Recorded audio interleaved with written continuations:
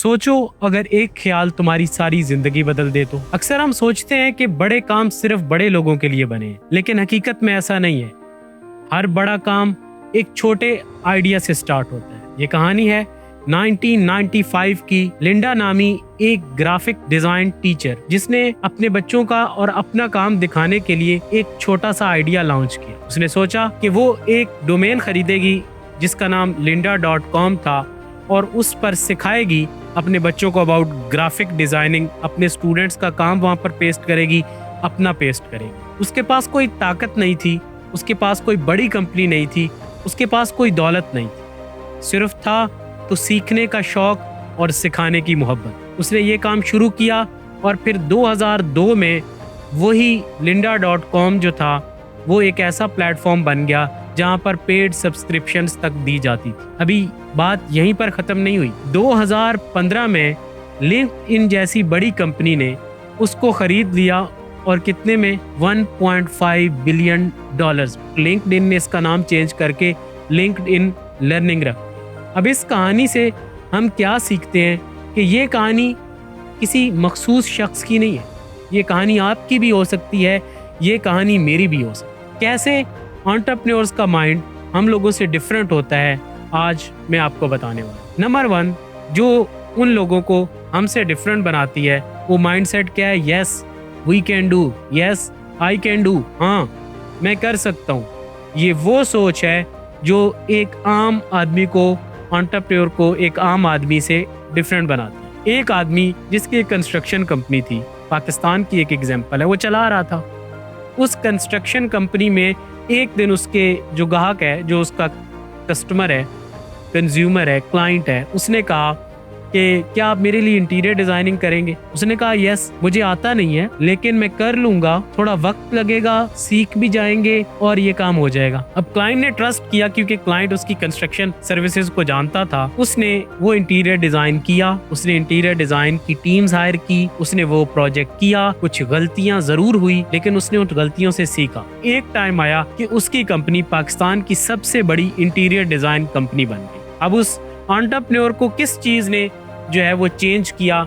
Yes we can do, वो सोच जो बदल सकती है। दूसरा माइंडसेट जो एंटरप्रेन्योर को हम लोगों से डिफरेंट बनाता है वो ये है कि मसले के बारे में सोचे। मसला पहले है, प्रोडक्ट बाद में है। पाकिस्तान एक ऐसा मुल्क है, सबसे ज्यादा पुरानी गाड़ियों की खरीदो फरोख्त होती थी आज से 3 साल 4 साल पहले तक। लेकिन फिर किसी एंटरप्रेन्योर ने सोचा और वो एक ब्रांड बाहर से लेकर आ गया और उस ब्रांड में वो 50 मसलों का, 50 प्रॉब्लम्स का हल था जो पाकिस्तानी कंज्यूमर को चाहिए था। पिछले 3 से 4 सालों में पाकिस्तान की ऑटोमोबाइल की इंडस्ट्री में इतना रेवोल्यूशन आ गया कि अब ईवी से लेके हाइब्रिड से लेके तमाम गाड़ियां पाकिस्तान की मार्केट का हिस्सा बन चुकी है। अनाज जो है ना, उसको आपने साइड पे रखना है। जो थर्ड एक डिफरेंट पॉइंट है जो आपको और एंटरप्रेन्योर्स को डिफरेंट बनाता है, हम क्या कहते हैं कि ये हमारा जो मैं सोचता हूँ या जो बड़ा काम मैंने किया है, क्योंकि वो मेरे लिए तो वो बेस्ट सोच थी इसीलिए मैंने इम्प्लीमेंट किया, वो इन लोगों के लिए नहीं बना है। ये लोग इस काबिल ही नहीं है। और जो कस्टमर, जो कंज्यूमर की तनकीद है वो मेरी अना उसके आड़े आ जाती है। अक्सर क्या होता है कि हमारा आइडिया भी ठीक होता है, प्रॉब्लम का सोल्यूशन जो हमने जनरेट किया वो एग्जैक्ट होता है, लेकिन हम एग्जैक्ट कस्टमर को नहीं बेच रहे हो। फोर्थ माइंडसेट जो एंटरप्रेन्योर्स का हम लोगों से डिफरेंट होता है वो होता है पहले पैसे और फिर काम। सारी उम्र पहले तो ये सोचते रहेंगे कि यार पैसा कहाँ से आएगा। टेस्ला एलन मस्क ने जब ज्वाइन की तो उसने अपनी टीम से पूछा कि क्या प्लान है। एलन मस्क को समझ लगी कि ये ऐसे शायद सिस्टम काम नहीं करेगा क्योंकि वो एंटरप्रेन्योर है। उसने कहा भाई हम एक रोड साइड एग्जीबिशन करवा और उनमें इन्वाइट किन लोगों को करते हैं? उनमें उन लोगों को इन्वाइट करते हैं जो इन्वायरमेंट के हक में बोलते हैं, इन्वायरमेंट पर बात करते हैं। नंबर 2 बिलियनियर्स हैं जो कि जिनके पास पैसे की कोई कमी नहीं है। और नंबर 3 डिफरेंट होना चाहते हैं, दुनिया से कुछ डिफरेंट यूज करना चाहते हैं। अब क्या हुआ, थाउजेंड्स बुकिंग हो गई और $1 लाख की एक बुकिंग थी। एलन मस्क के पास क्या आ गया? एक पैसा जिसकी बेस पे वो काम शुरू करेगा। और अब यहाँ तक सोच नहीं रुकी, जब उसने अपनी स्मॉल जो व्हीकल्स हैं वो लॉन्च की, 500,000 5 लाख बुकिंग हुई बिफोर मैन्युफैक्चरिंग और बिफोर स्टार्ट। विदाउट ऑक्सीजन इंसान नहीं चल सकता, वो मर जाता है। इसी तरह जो पैसा है वो किसी भी बिजनेस की ऑक्सीजन है। अगर पैसा नहीं होगा बिजनेस मर जाएगा। अब फोर्थ माइंडसेट जो डिफरेंट होता है एंटरप्रेन्योर्स का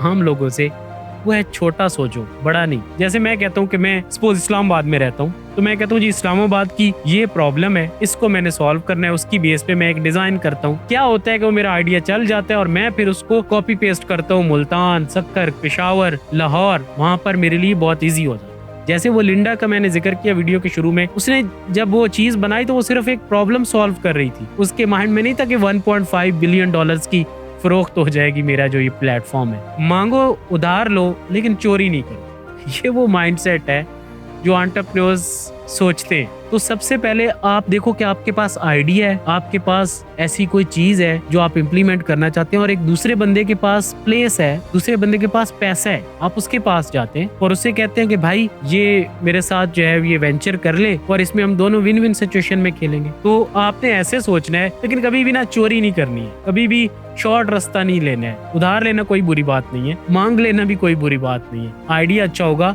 जो कि एंटरप्रेन्योर्स के पास होता है, तो चीजें चल जाएंगी। नंबर 6 एंड लास्ट जो एंटरप्रेन्योर्स को एक आम आदमी से अलग बना देता है, और एक ऐसी टिप जो आपको एंटरप्रेन्योर बनाएगा, वो है इजाजत नहीं लेनी है, पूछना नहीं है। उबर की एग्जांपल ले ले कि उबर जब स्टार्ट हुआ तो उबर पहले जाता जी कि मैं एक टैक्सी शुरू करना चाहता हूँ, सर्विसेज विदाउट टैक्सीज। उसे सब कह रहे थे भाई तू पागल है, मतलब विदाउट टैक्सीज ना तेरे पास कोई जगह है ना चीज है। उसने पहले शुरू किया, करके दिखाया, फिर उसके बाद इजाजत भी मिल गई, इजाजत ले भी ली और वो काम शुरू हो भी गया। देखें ये वो 6 पॉइंट्स हैं जो एंटरप्रेन्योर्स के डिफरेंट है। सबसे पहले yes we can do, problem पर काम नहीं करना है, प्रोडक्ट पर काम करना है, छोटा सोचना है, कोई बड़े बड़े प्लान्स नहीं बनाने हैं, लेकिन उस छोटे आइडिया के अंदर एक बड़ा आइडिया होना चाहिए जो लेटर ऑन कन्वर्ट हो जाए। उधार मांग लेना है, चोरी नहीं करनी है, और इजाजत के चक्कर में, सोचने के चक्कर में टाइम वेस्ट नहीं करना है। ये वो 6 पॉइंट्स हैं जो आपको डिफरेंट बना देंगे। किससे? मार्केट से, किससे? लोगों से। एंटरप्रेन्योर्स कैसे बनते हैं? एंटरप्रेन्योर्स उस माइंडसेट के साथ बनते हैं जो मैं आज इस वीडियो में आपको समझाना चाह रहा हूँ। अब वीडियो के एंड पर मेरे कुछ सवालात हैं जिनके जवाब आपने मुझे कमेंट में दिए कि आपके अंदर ऑलरेडी इन 6 में से कौन सा माइंडसेट है। नंबर 2, आप कौन सा माइंडसेट अडॉप्ट करना चाहेंगे या कौन सा माइंडसेट सीखना चाहेंगे। नंबर 3, क्या आप समझते हैं कि कोई और माइंडसेट भी हो सकता है जो एंटरप्रेन्योर्स के लिए हेल्पफुल है?